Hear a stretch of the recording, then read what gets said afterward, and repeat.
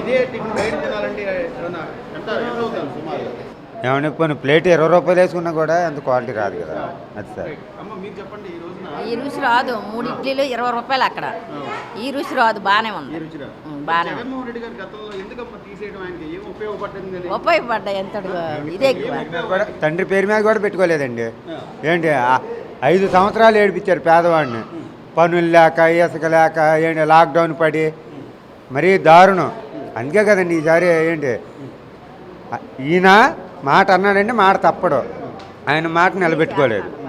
So Chandrababu గారు మీరు అన్నట్టుగా చెప్పినట్టుగానే ఈ రోజున అంటే రేట్లు కూడా పెరిగినాయి. మినపగుళ్ళు అని, లేకపోతే రైస్ అని, కందిపప్పు అని పెరిగినా కూడా 5 రూపాయలకే పెట్టండి అని చెప్పడం. అవునండి, పేదవాళ్ళ గురించి ఆలోచించడం అంటారా? వాస్తవం సార్. అది వాస్తవం అండి.